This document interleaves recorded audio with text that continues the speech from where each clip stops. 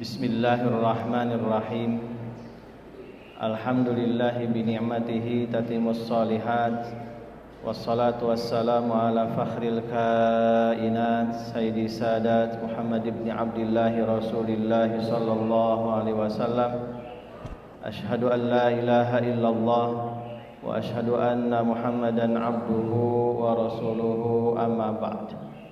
Hadirin wal hadirat, Bapak Ibu yang Allah muliakan, alhamdulillah di pagi Sabtu ini 24 Muharram 1447 Hijriah, izin Allah kita semua dapat bersilaturahmi setelah menunaikan salat subuh berjamaah, thalabul ilmi juga itikaf. Mudah-mudahan langkah Bapak Ibu dari rumahnya masing-masing memperoleh langkah yang penuh dengan maghfirah, rahmat, inayah Allah Subhanahu wa taala. Amin ya Allah ya rabbal alamin. Pada pagi hari ini temanya adalah kesibukan penghuni surga. Kesibukan penghuni surga. Jadi penghuni surga itu juga sibuk. Saking sibuk-sibuknya tidak ingat neraka. Ini Allah abadikan dalam surah Yasin dari mulai ayat 55 sampai dengan ayat 59. Pertama kita lihat di ayat 55. A'udzubillahi minasyaitonirrajim. Bismillahirrahmanirrahim. Inna ashabal jannati, sesungguhnya penghuni surga, al-yauma pada hari itu, fi syugulin, berada dalam kesibukan yang tidak sempat berpikir tentang penghuni neraka. Fakihuna, lagi mereka bersenang-senang. Jadi saking senangnya tidak ingat yang lain. Nah, kalimat al-jannah ini secara bahasa dulu ya tulisannya sama ya, al-jannah, tapi ketika dibaca harkatnya berbeda, itu artinya akan berbeda. Al-jannah surga, kebun. Secara bahasa itu kebun atau taman. Tapi kalau dibaca al-jinnah itu jin. Jadi kalau huruf jimnya diganti harkatnya dengan kasroh, itu artinya jin, makhluk halus yang Allah ciptakan dari api. Tapi kalau jimna dibaca dhammah, al-junnatu itu perisai atau benteng. Nah, ini tulisannya sama, tapi kalau harkatnya dibaca berbeda, maka artinya juga akan berbeda. Ya. Kita lanjut. Ini tafsir ringkas dari Kemenag. Beralih dari penjelasan tentang keniscayaan hari kiamat dan kebangkitan, kemudian Allah menggambarkan kebahagiaan orang beriman yang di surga. Sesungguhnya penghuni surga pada hari itu bersenang-senang dalam kehidupan mereka. Mereka merasakan kesenangan dan kenikmatan yang belum pernah mereka temukan, keindahan yang belum pernah mereka lihat, dan suara menyejukkan kalbu yang belum pernah mereka dengar. Ini sebagaimana yang Rasulullah SAW sabdakan, bahwa surga itu mala ainun ro'at, belum pernah mata memandang, wala udhunun sami'at, belum pernah telinga mendengar, bahkan wala khotorun ala qalbil bashar, terlintas terdetik di hati saja belum, nggak ada gitu ya. Lalu ada pertanyaan, kalau begitu kenapa misalnya di dalam Al-Quran ada pisang, di surga ada pisang, di surga ada sungai khamar, sungai susu, sungai madu, ya, nah, di kita ada, ya itu namanya saja hanya untuk memudahkan manusia memahami bagaimana keadaan-keadaan di surga. Adapun bentuk, sifat, rasanya, ya wallahu alam. Karena kata Nabi begitu, ya itu hanya untuk memudahkan saja. Termasuk ada pertanyaan juga, bagaimana dengan, ini sudah pernah kita kaji ya dalam kisah Nabi Adam itu. Apa bedanya surga Adam dengan surga yang nanti kelak akan dimasuki oleh penghuni surga? Ya tentu berbeda. surganya Nabi Adam itu kata ahli tafsir itu namanya al-jannatul lil ibtila, surga ujian. Kenapa surga ujian? Karena surganya Nabi Adam itu masih ada larangan. Berbeda dengan surga kelak. Surga kelak itu sudah tidak ada lagi larangan, semuanya diperbolehkan. Nanti ada ayat yad'una fiha. Apa saja yang mereka inginkan itu silahkan saja, sudah tidak ada larangan. Sementara surganya Nabi Adam itu masih ada larangan. Apa buktinya, dalilnya? Kata anak-anak sekarang. Karena anak-anak sekarang itu begitu kritis, pasti segala sesuatu itu nanya dalilnya. Kira-kira begitu, gitu ya. Kalau nggak ada dalil nggak mau dia mengamalkan. Padahal bukan tidak ada, belum ketemu. Ya, belum ketemu saja. Orang tua dulu nggak tahu dalil, tapi mengamalkannya iya. Anak sekarang tahu dalil, tapi tahajud ente, jamaah ente, gitu kan. Repot juga itu. Bapak Ibu yang Allah muliakan, dalilnya dalam surah Al-Baqarah. Allah Subhanahu wa taala berfirman, "Wala taqraba hadhihi syajarata fatakuna minadh dhalimin." Wahai Adam, Hawa, jangan kau sekali-kali mendekati. Wala taqraba itu mendekati. Mendekati apa? Hadhihi syajarata, pohon ini. Dalam Al-Qur'an tidak disebutkan jenis pohonnya pohon apa mangga misalnya kan. Biasanya kan kalau ibu-ibu ngandek itu mangga Bu ya. Ngandek apa itu? Buah-buahan apa? Itu tidak disebutkan. Lalu kenapa orang-orang menyebutkannya kok buah khuldi? Ini ada kaitannya. Al-Quran berbicara juga. Iblis memprovokatori kan. Adam, Hawa tahu nggak kenapa engkau nggak boleh mendekati pohon itu, gitu kan? Karena Allah nggak mau kau itu kekal. Lah, kekal itu dalam bahasa Arab itu ya khuldi itu, khalidina fiha atau khuldi, gitu kan?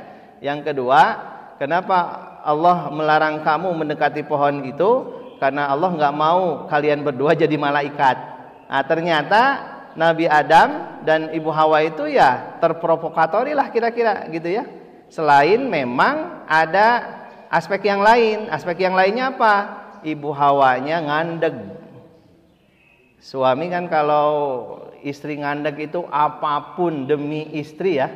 Takut anaknya Pak ngiler atau apa Pak? Ya. Pokoknya mau apapun udahlah ya dikabulkan. Ya, istrinya mau kelapa saja, pokoknya ayo kelapa yang mana? Dibeliin dari pasar, dikasihin nggak mau. Bukan kelapa itu, kelapa siapa itu? Kelapa yang ada di belakang Pak RT. Diambilkan nggak mau juga. Kenapa? Saya ingin lihat bapak yang naik ke atas pohon kelapa itu. Ketika suaminya naik ke atas pohon kelapa, dapat kelapanya, ya ini kelapanya sudah dapat. Udah kenyang. Kenapa? Rupanya ngidamnya bukan ngidam kelapa, ngidam suaminya naik pohon kelapa. Gitu. Sembuh udah itu. Nah itu kan gara-gara itu akhirnya Ibu Hawa merajut, ya Nabi Adam juga ya tergoda, ya itu sayang ya, terlalu sayang jadi lupa larangan. Ya kita agak khawatir juga, jangan-jangan kita termasuk itu. Saking sayang ke istri, apapun yang diinginkan istri dan ternyata itu dilarang oleh Allah, lalu kita kabulkan. Terlalu sayang kepada anak, apapun keinginan anak dan itu melanggar perintah Allah, akhirnya kita labrak karena terlalu sayang. Sayangnya apa? Nyah dulang ya kalau bahasa Sunda itu. Bahasa Indonesia nggak tahu apa namanya Pak. Nyah dulang diterjemahkan pakai bahasa Indonesia apa Pak ya? Sayang yang menjerumuskan. Terlalu panjang ya. Kalau bahasa Sunda kan ada itu nyah dulang. Nah, dan dewasa ini seperti itu. Mohon maaf saja, anak-anak belum waktunya naik motor gitu kan. Kita ajarin naik motor. Kalau udah bisa, namanya udah bisa kan, motor siapa aja, embat saja udah. Ya, belum punya SIM misalnya. Itu kan keliru ya. Anak-anak 2 tahun, 3 tahun belum waktunya main HP, tablet, kita kasih. Kenapa? Ya karena mengganggu. Daripada mengganggu, udahlah ya. Dikasih aja HP, biarkan anaknya. Makanya mohon maaf, balita-balita sekarang agak telat juga itu bicaranya, gitu ya, terganggu psikologinya. Kenapa? Karena dalam berkomunikasi bukan bahasa ibu kita, ya, dengan lebih banyak berkomunikasi dengan mesin daripada dengan orang tua. Padahal kita, ayah, ibu, suami, istri dulu sebelum punya anak itu kan dalam hatinya berjanji kira-kira, ya Allah pokoknya ke saya kalau punya anak akan saya didik anak itu. Akan saya ajarkan sholat, akan saya ajarkan baca Al-Quran, mual ngandalkan ustad-ustadah, kan gitu ya. Akan saya ajarkan Al-Quran. Kapan ngomongnya? Sebelum punya anak. Setelah punya anak, asa diganggu ku budak gitu kan. Kita malas mengajarkan, padahal usia anak itu nggak lama. Gede sedikit diajak ke undangan nggak mau. Ya, gede sedikit diajak kemana-mana nggak mau. Bahkan anak kita lebih happy dengan teman-temannya. Kadang-kadang lebih percaya kepada teman-temannya daripada kepada orang tua. Nah, Bapak Ibu yang Allah muliakan, itu intermezzo saja gitu ya. Kita lanjutkan lagi bahwa di surga itu kata Nabi tadi, mala ainun ra'at wala udhunun sami'at wala khatarun ala qalbil bashar. Belum pernah mata memandang, telinga mendengar, kemudian terlintas di dalam hati saja, enggak.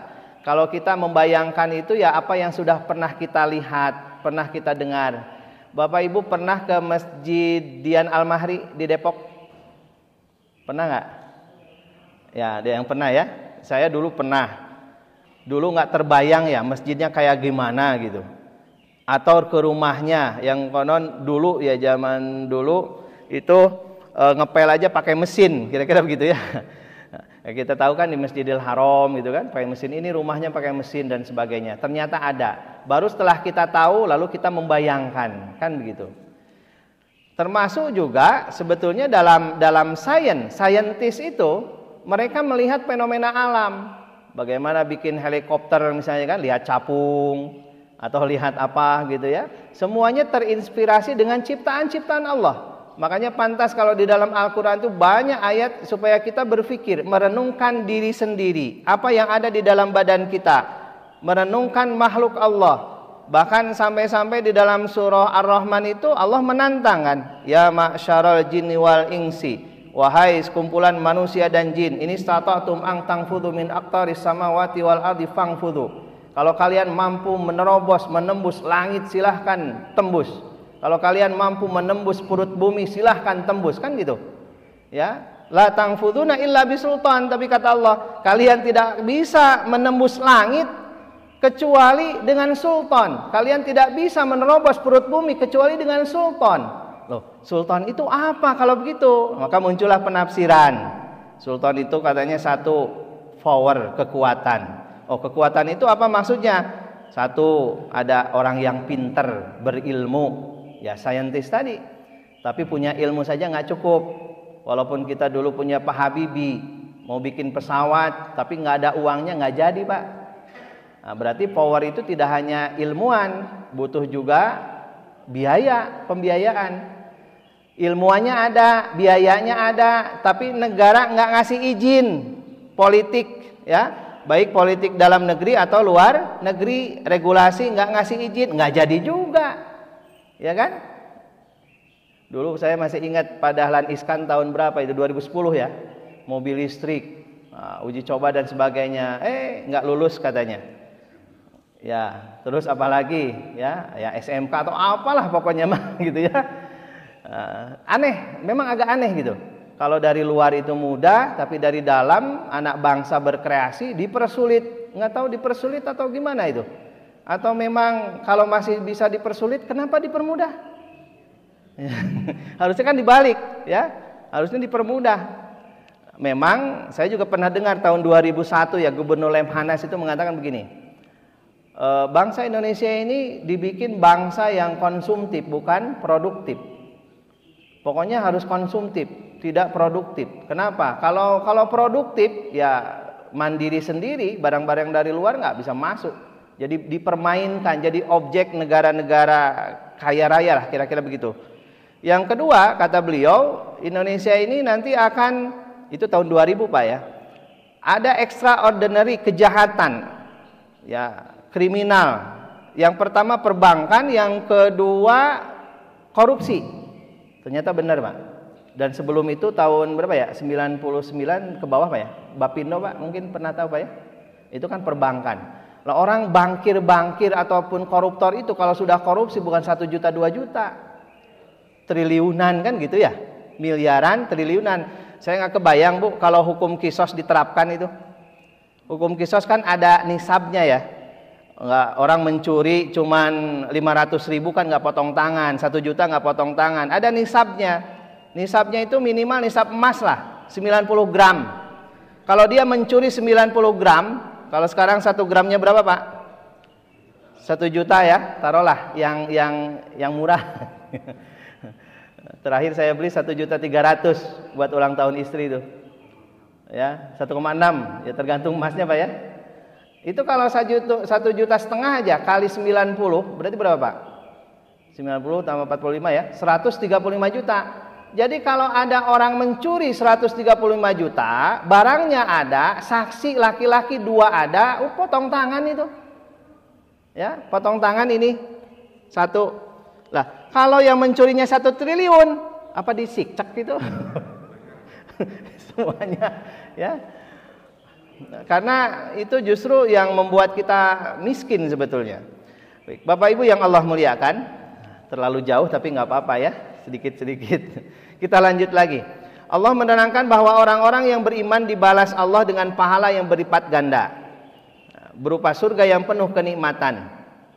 Bapak Ibu, kita ini beriman kepada Allah. Bapak Ibu, kita harus mengimani yang namanya pahala.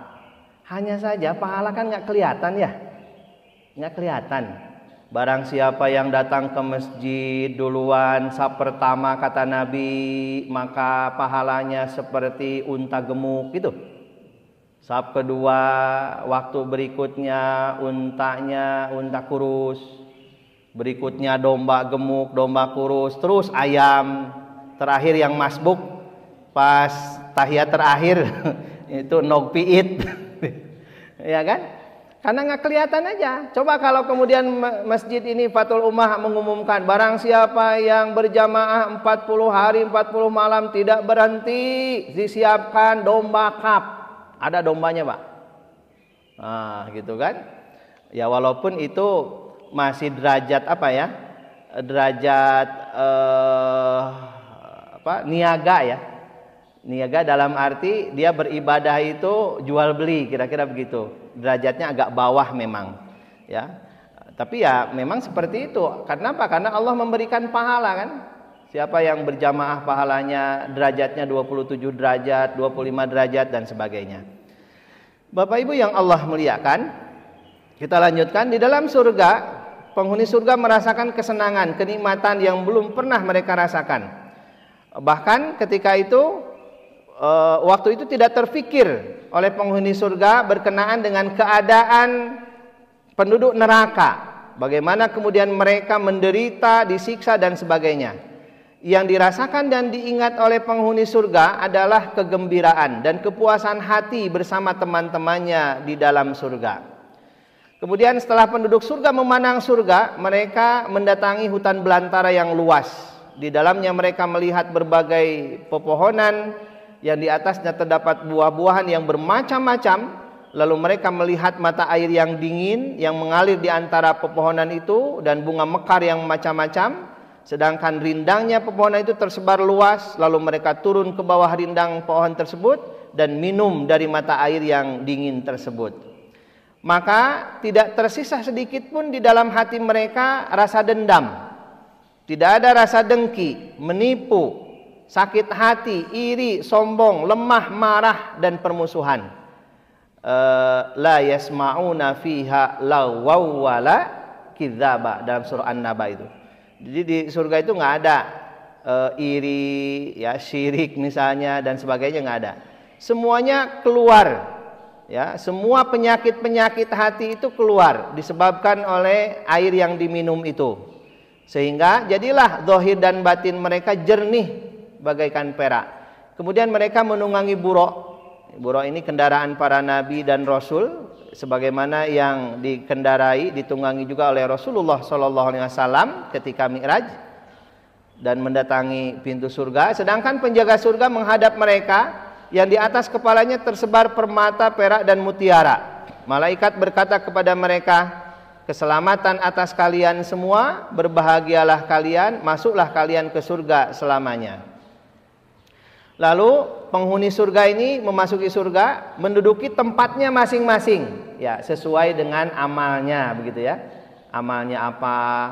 Dan tidak akan ada, kenapa kapling saya sedikit, gitu ya. Tipenya kok tipe 21, tipe 45, tipe apa? Wah, itu ya kira-kira seperti itulah. Itu tidak akan ada rasa iri. Jadi tergantung dengan amal-amalnya masing-masing. Kemudian gadis-gadis mendatangi mereka. Ini hurun ain, bidadari, dan di tangannya ada gelas terbuat dari mutiara, ka'sun, dan batu permata yang dipenuhi dari macam-macam minuman.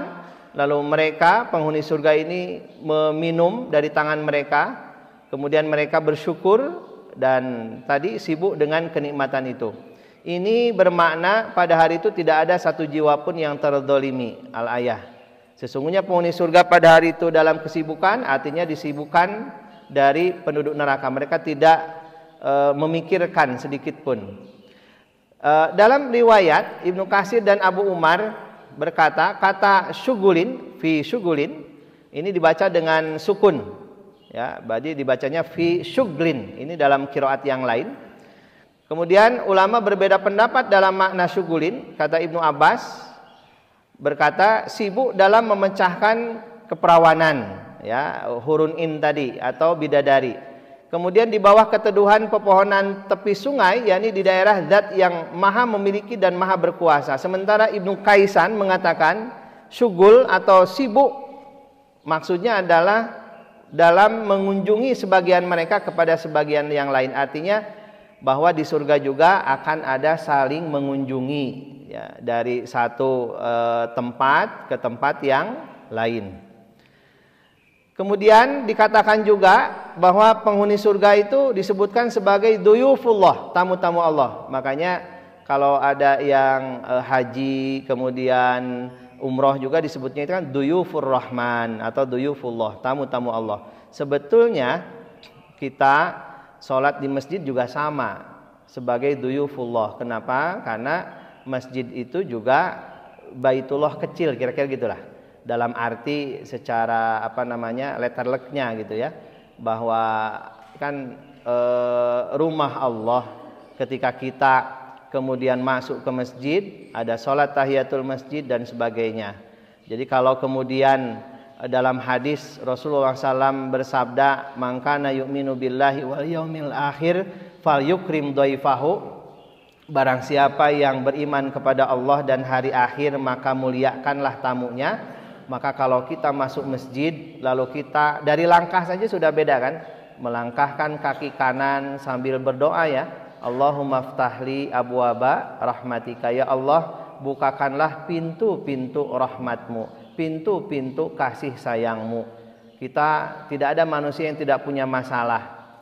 Saya kira juga tidak ada manusia yang tidak punya keinginan. Pasti Bapak Ibu punya keinginan, punya cita-cita dan sebagainya. Maka ketika kita melangkahkan kaki kanan masuk ke masjid, ya Allah bukakanlah pintu-pintu rahmatmu kesananya, ya Allah kabulkanlah, mudahkanlah apa yang menjadi kebutuhan kami, apa yang kami cita-citakan dan seterusnya. Kan tidak langsung duduk, ada namanya sholat tahiyatul masjid. Tahiyah itu artinya penghormatan, seolah-olah kita menghormati kepada yang punya rumah, kira-kira begitulah. Kita menghormati kepada Allah, memuliakan. Dan ingat, ketika kita sholat berarti berkomunikasi dengan Allah. Seharusnya memang hati kita ini fokus hanya kepada Allah. Ketika kita sholat tidak ada pikiran yang lain kecuali di dalam hati ini ya Allah saja. Walaupun ternyata sulitnya bukan main Bapak Ibu. Tapi kita ya berusaha gitu ya. Kita lanjut, dikatakan pula dalam sebutan penduduk neraka ini, yakni ketika istri, keluarga dan kerabat mereka di neraka itu tidak ingat sama sekali.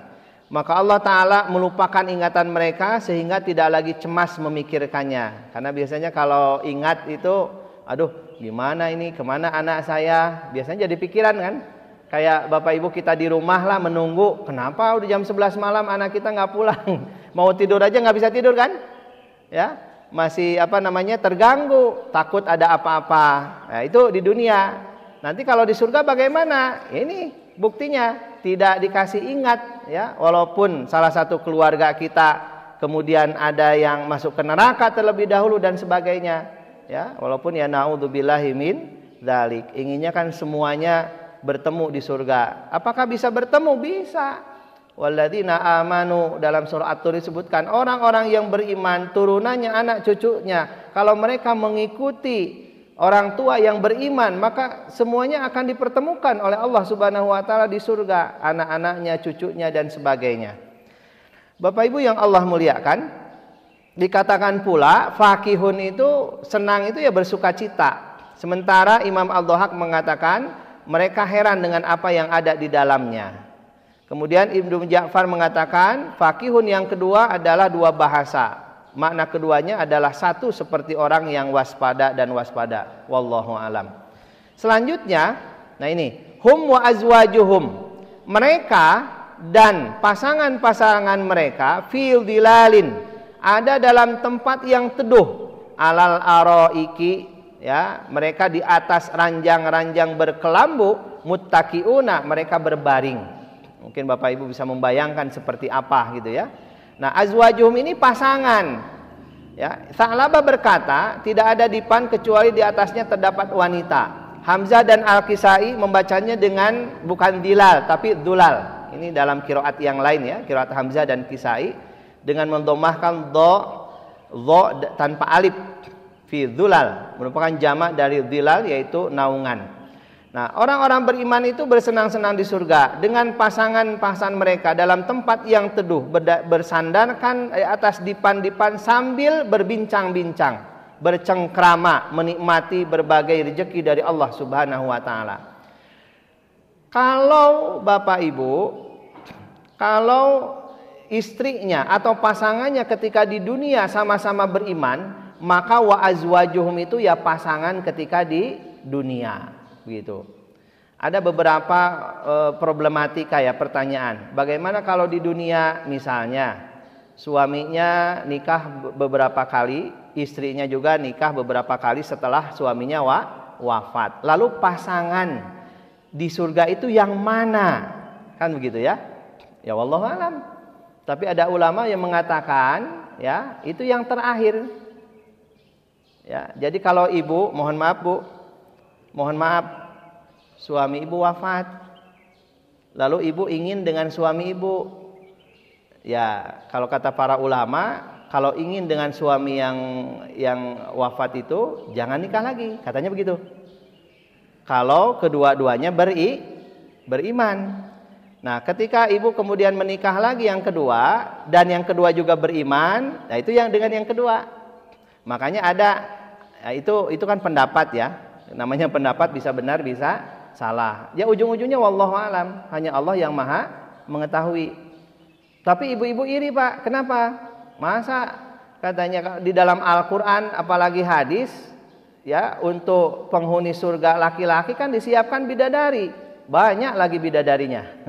Ya, sampai-sampai disifatkan walaupun bidadari itu memakai kain 70 helai, 70 lapis, itu masih kelihatan cantiknya. Tapi Bu, seorang istri di dunia yang solihah itu lebih cantik daripada bidadari, lebih cantik daripada bidadari. Dan di surga nggak ada cemburu. Walaupun si bapak punya bidadari, ibu tidak akan cemburu, gitu kan? Dalam riwayat yang lemah dikatakan, bagaimana dengan istri atau perempuan yang ketika di dunia tidak punya suami?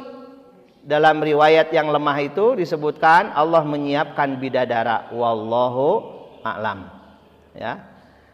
Bagaimana dengan laki-laki yang tidak sempat menikah di dunia? Ya, sudah Allah siapkan bidadari itu. Makanya jangan khawatir kalau laki-laki di dunia tidak sempat menikah dan dia beriman menjadi ahlul jannah, Allah siapkan pasangan atau istrinya berupa bidadari. Tapi sekali lagi, bahwa seorang perempuan muslimah yang taat dalam agamanya, maka dia lebih cantik daripada bidadari. Bapak Ibu yang Allah muliakan, kita lanjutkan. Di dalam surga orang-orang beriman dan istri-istri mereka berada dalam taman-taman yang indah dengan pohon yang rindang, duduk di atas sofa dan tempat-tempat tidur berbincang, yang ngobrol sambil menikmati berbagai macam rezeki yang mereka peroleh dari Tuhan mereka. Dari kata hum wa azwajuhum, mereka dan pasangan mereka dapat dipahami bahwa orang-orang beriman akan tinggal bersama pasangan mereka dengan bahagia, damai dalam surga dan memperoleh nikmat dengan berbagai macam bentuk yang tiada tara.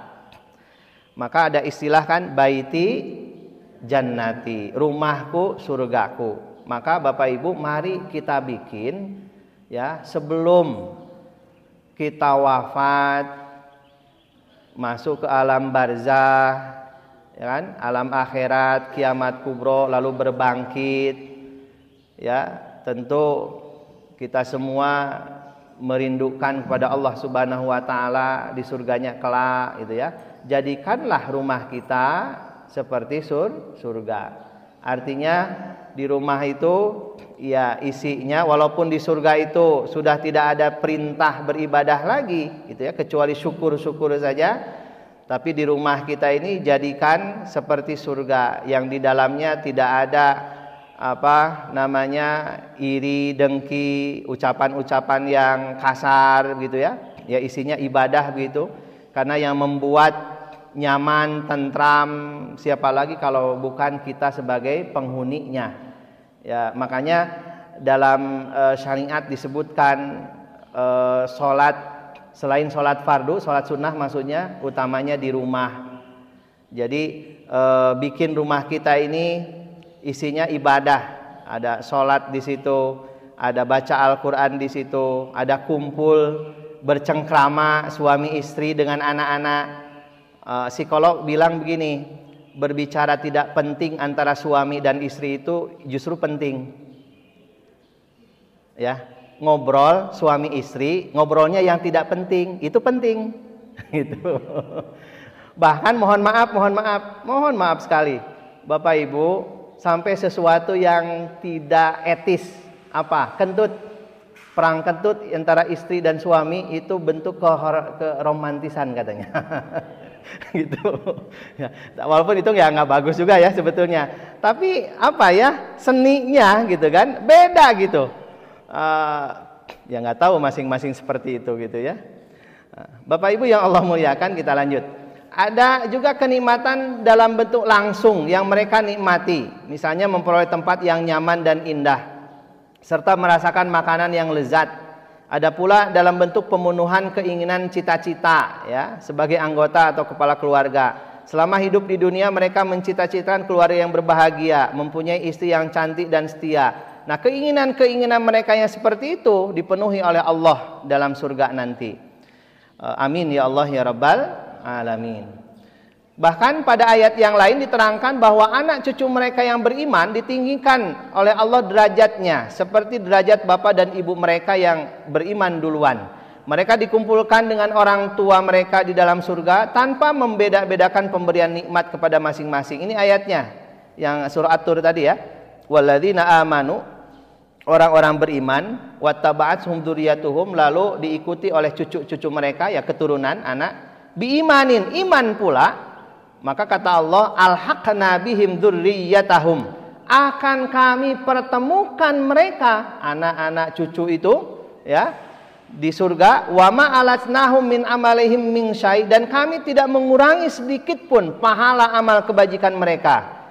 Kullu mri'im bima kasabarahin, setiap orang terikat dengan apa yang dikerjakannya. Oleh karena itu Bapak Ibu, penting bagi kita mengumpulkan anak-anak kita, cucu kita. Kemudian Bapak Ibu memberikan wasiat, watawasau bil haq watawasau bis sabr. Kalau Nabi itu sholat, Nabi kalau sholat subuh atau tahajud itu selalu ngetuk pintu Ali Fatimah diketuk Pak, diketuk gitu ya.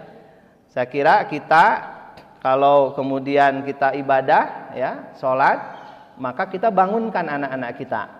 Kalau misalnya tahajud, suruh mereka belajar sholat tahajud, suruh mereka belajar sholat duha. Kalau ke masjid, suruh mereka belajar tahiyatul masjid dan sebagainya. Justru kenapa? Karena ketenangan orang tua yang beriman itu jika anak-anaknya sudah mandiri dalam beribadah. Kalau anak-anak kita itu sudah tidak disuruh lagi beribadah gitu ya, bahkan belum adzan saja sudah siap misalnya, itu tenang rasanya Pak.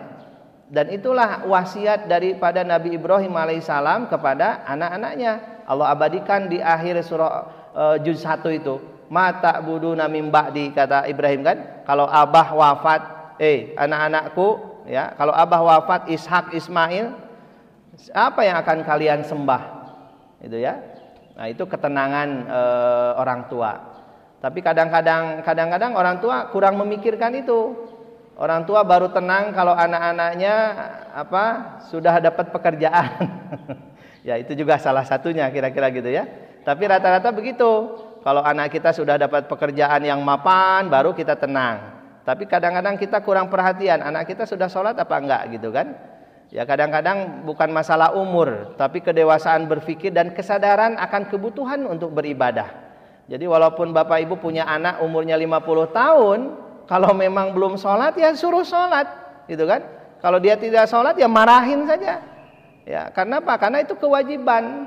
Jangan sampai seperti itu. Atau paling tidak menunda-nunda sholat. Kan yang fawailul musallin itu Bapak Ibu mohon maaf, celakalah orang yang sholat. Loh, kok orang yang sholat celaka? Maksudnya apa? Alladzina hum an sholatihim sahun. Mereka yang lalai. Lalai itu bagaimana? Nah, ini ada beberapa penafsiran. Ada sahabat nanya, man sahuna ya Rasulullah? Siapa yang suka melalaikan sholat itu ya Rasulullah? Nabi menjawab, dan ini agak ngeri juga. Sahun itu alladzina yata'akharuna sholah. Orang yang melalaikan sholat itu bukan yang tidak sholat, tapi suka mengakhir-akhirkan sholat. Bigoiri udrin, tanpa udur. Ya, tanpa udur itu ya bukan karena di perjalanan atau ya, tanpa udur aja. Artinya waktu ada, tapi dia mengakhir-akhirkan. Bagaimana kalau kemudian nyawanya dicabut? Pentingnya Bapak Ibu kita sholat. Memang orang bilang ya kan zuhur ke asar itu waktunya lama 3 jam. Memang betul. Tapi siapa yang menjamin kita 2:30 masih hidup? Lalu kita nanti keburu modar gimana? Ya kan? Lebih baik ketika kita ada waktu luang begitu ya langsung saja sholat. Karena kita tidak tahu sekian menit, sekian jam kita masih hidup atau tidak. Na'udzubillahi min dzalik. Makanya ya itulah, makanya Nabi ketika wasiat wafat itu kan as-sholah sampai 3 kali. Sholat. As-sholatu imaduddin. Sholat itu kan tiangnya agama. Faman aqamaha faqad aqamaddin. Orang yang mendirikan sholat dia mendirikan agama. Tapi man tarakaha faqad hadamaddin. Orang yang meninggalkan sholat sebetulnya dia menghancurkan dirinya sendiri. Agama dirinya sendiri. Kenapa? Karena dia tidak sholat. Bahkan sampai dalam hadis itu perbedaan mukmin dan kafir itu kan tarikus sholat. Dia tidak sholat. Berapa banyak orang yang mengaku muslim dalam KTP-nya, tapi bagaimana dengan sholatnya? Maka perlu Bapak Ibu anak-anak kita tanya kalau pulang sekolah jam 1 jam 2, nak sudah sholat apa belum? Ya, memang di sekolah ada musola, tapi kan musolanya kecil Pak. Saya kemarin dengan santri itu ziarah ya ke Syekh Abdul Muhyi. Kita lihat bagaimana peran beliau dalam berdakwah begitu. Nah, kemudian ke Pangandaran, ya, ke Citumang rekreasi lah. Ada yang saya buat gembira. Kan hotel itu jarang musolanya besar ya. Nah, ketika itu saya merasa bahagia. Kenapa? Karena bisa ngasuh santri, sholat berjamaahnya terjaga. Biasanya kan kalau hiburan begitu sholat masing-masing Pak. Kenapa? Ya karena tadi musolanya kecil, kemudian kadang di kamar.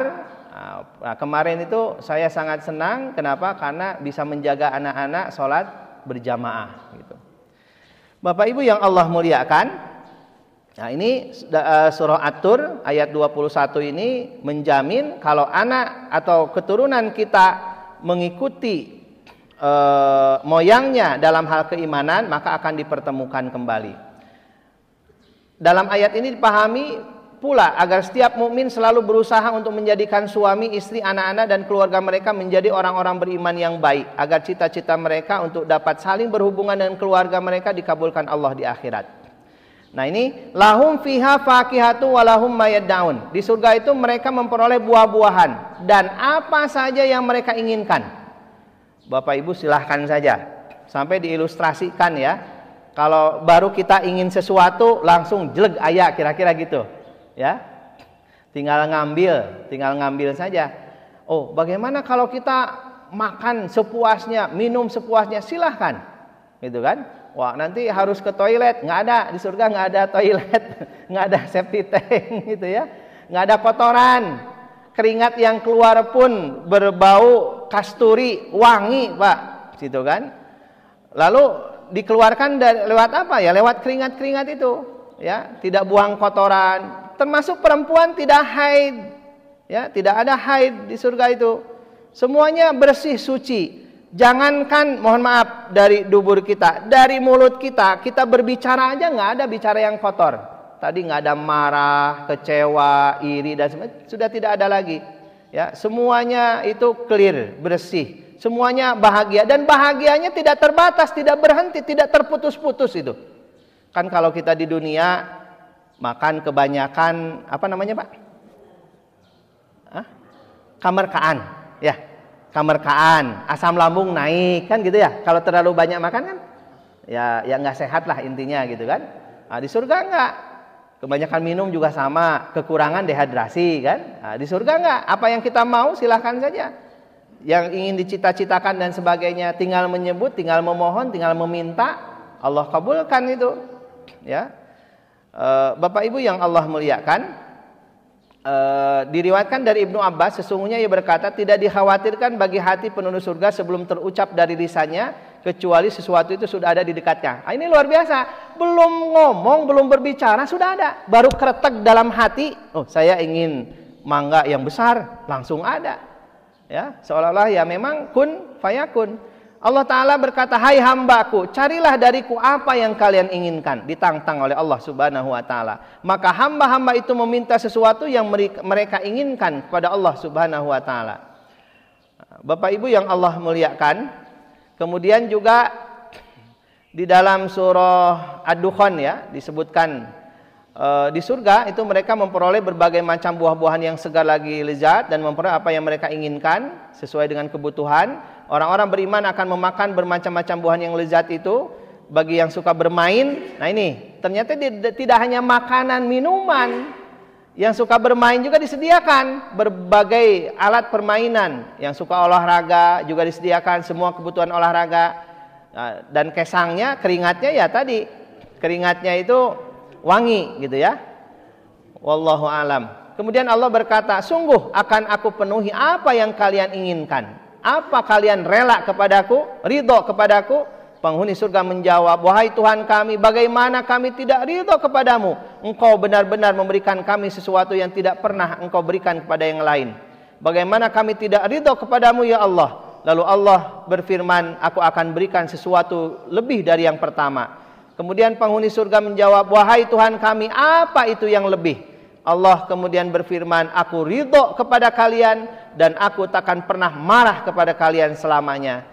Maka Bapak Ibu, doa yang sangat penting yang sering kita baca ya, Allahumma inna nas'aluka ridhoka wal jannata wa na'udzubika min sakhatika wan nar. Itu dibaca 3 kali supaya kita dirindukan surga, dijauhkan dari api neraka. Diriwayatkan dari Anas, sesungguhnya di surga terdapat satu lubang terbuat dari misik minyak wangi. Pada hari Jumat dihiasi dengan mimbar-mimbar dari cahaya. Para nabi, ulama, syuhada dan orang-orang beriman duduk di atasnya. Semuanya berzikir, bertasbih, memuji kepada Allah. Kemudian Allah berfirman, mintalah kalian kepadaku wahai hambaku. Mereka berkata, kami memohon ridho-Mu wahai Tuhan kami. Lalu Allah berfirman, aku benar-benar meridhoi kalian dan aku halalkan tempatku surga ini kepada kalian. Kemudian Allah berfirman kepada malaikat Ridwan, berikanlah makanan kepada kekasihku.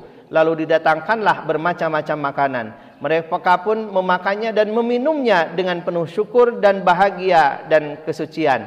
Setelah mereka selesai dari makannya, Allah Ta'ala berfirman lagi, mintalah kepadaku, wahai hamba-hambaku, maka aku akan beri kalian. Mereka berkata, kami meminta keridhoanmu, yakni kesempurnaan rupamu.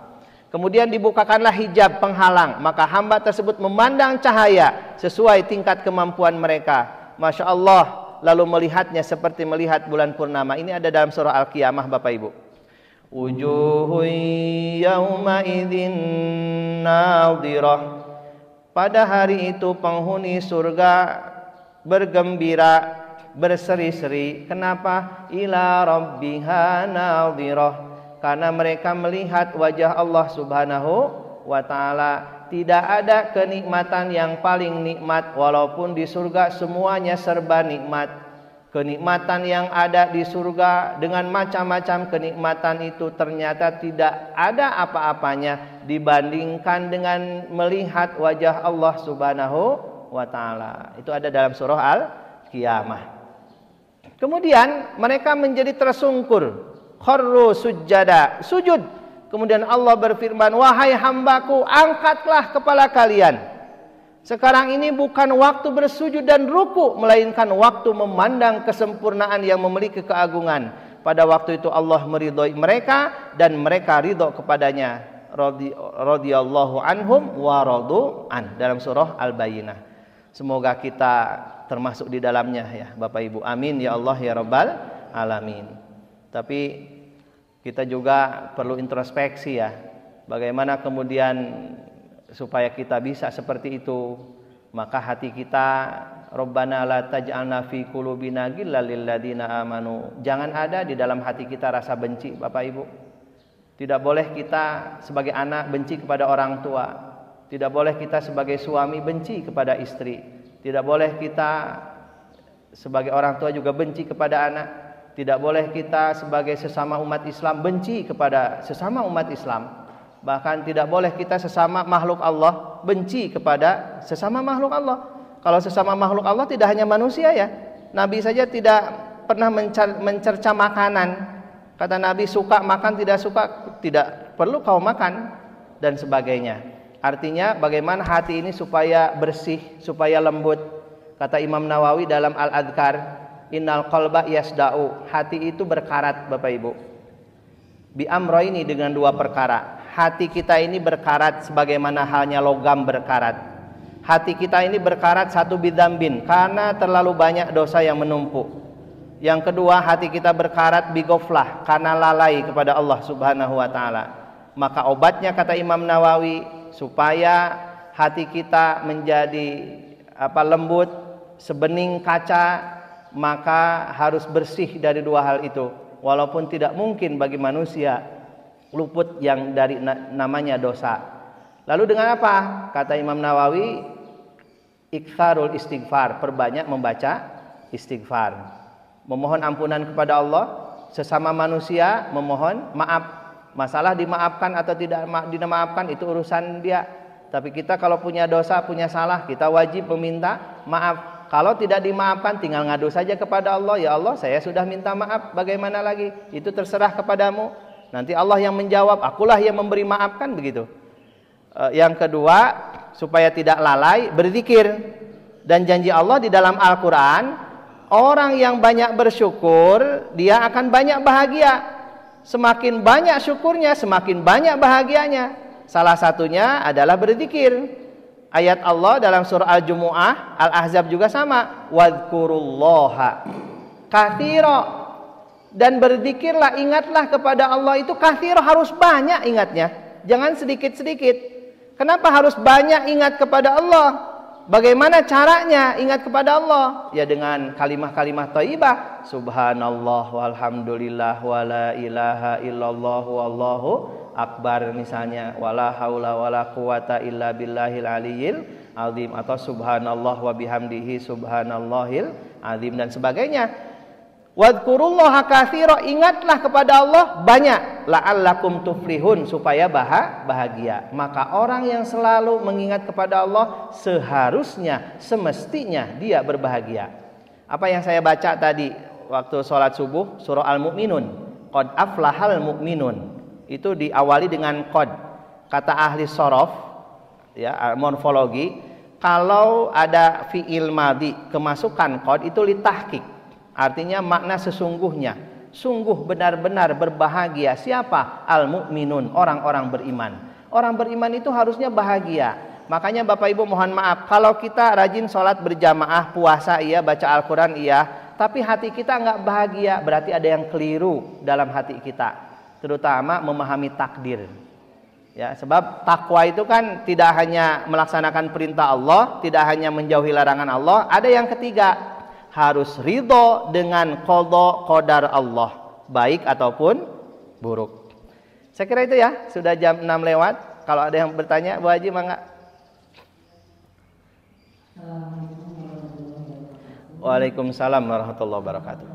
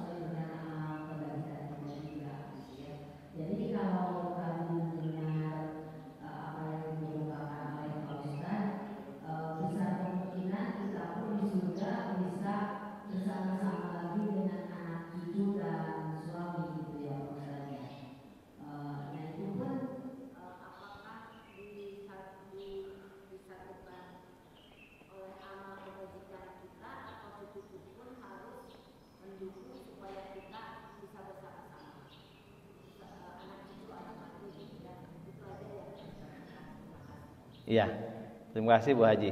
Lahum fiha fakihatu walahum mayaddaun.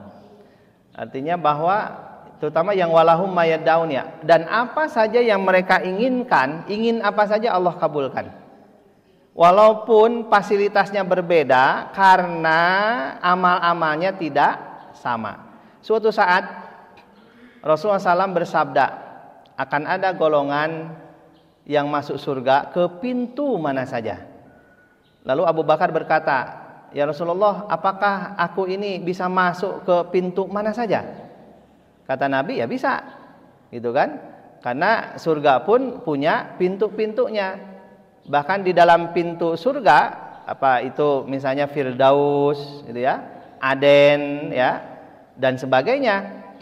Itu kemudian ada perempuan.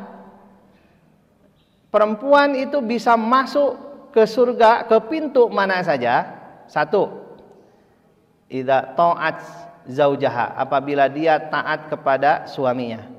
Wa shamat syahroha, kalau dia puasa di bulannya, maksudnya bulan suci Ramadan. Kemudian yang ketiga, dia mampu menjaga kehormatan suami. Ya, maka dikatakan kepada perempuan itu, udkhuli al-jannata, silahkan engkau masuk, min ai abwabin syi'ti, dari pintu mana saja. Nah, itu salah satu keutamaan seorang istri yang dia punya keutamaan pahala, bisa masuk surga ke mana saja. Satu lagi, wa hafizat sholataha, dia menjaga sholatnya. Nah, itu yang disebutkan di dalam hadis, dia bisa masuk ke pintu mana saja. Ada surga dikhususkan bagi ahli puasa, namanya Ar-Rayyan. Ar-Rayyan itu surga yang diistimewakan bagi ahli puasa. Tidak hanya Ramadan tentunya, ada Senin Kamis, ada puasa 3 hari di tengah bulan, 13, 14, 15, ada 9 Dzulhijjah, ada Asyura, kemarin sudah terlewat 10 dengan 9 Tasu'a. Kemudian kata Nabi, ada puasa yang bagus, yaitu puasa Nabi Daud, betul, selang-seling. Ada sholat tahajud yang bagus juga, sholat tahajud yang sholat malam maksudnya ya. Sholat malam yang istimewa itu sholat malam Nabi Daud. Kenapa? Dia tengah malam, Bu. Kalau Nabi kan sepertiga malam terakhir. Nah, Nabi Daud itu pertengahan malam. Nah, itu salah satunya. Nah, kemudian yang kedua, semua dipertemukan tadi dalam surah At-Tur ya, ayat 21. Itu dipertemukan, tapi syaratnya biimanin. Iman. Kalau nggak iman ya nggak bisa. Mohon maaf, suami istri salah satunya nggak beriman nggak bisa. Ayah anak salah satunya nggak beriman nggak bisa. Syaratnya biimanin, iman. Kalau kemudian tadi kan amal-amalnya berbeda, apakah mereka bisa bertemu? Bisa, karena mereka saling mengunjungi, gitu kan? Ada saling mengunjungi. Kemudian aktivitasnya apa? Ya aktivitasnya bercengkrama, pokoknya menikmati aja fasilitas yang ada di surga. Cuma nanti ada kenikmatan puncak. Kenikmatan puncaknya itu melihat wajah Allah, melihat kesempurnaan Allah. Semoga kita termasuk di dalamnya. Amin ya Allah ya Rabbal alamin. Tapi ya hati kita kan banyak dosa Bapak Ibu, maka kita harus banyak beristighfar, memohon ampunan kepada Allah. Itu ya, apalagi Bu ya, saya lupa.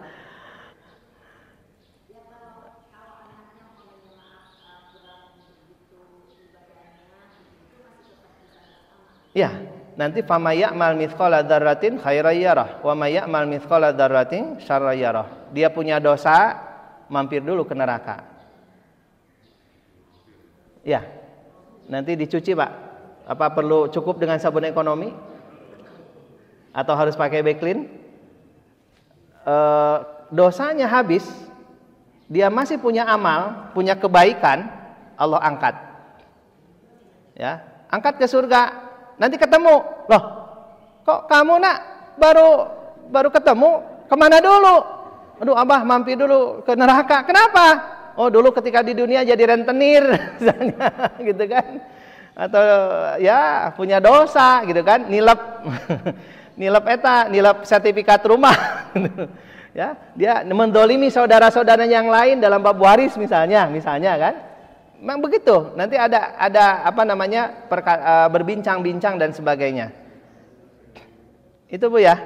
Ada satu lagi, Ashabul A'raf Bu. Ashabul A'raf itu ke neraka tidak, ke surga tidak. Di tengah-tengah itu. Bapak Ibu baca saja surah Al-A'raf, ada di situ. Nah itu ketentuannya, finalnya ya itu gimana Allah, rahmat Allah itu.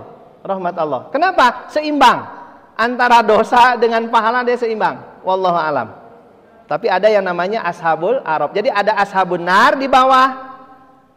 Ada Ashabul A'raf, ada Ashabul Jannah. Lah, jangankan manusia, hewan aja ya ada yang masuk surga kok.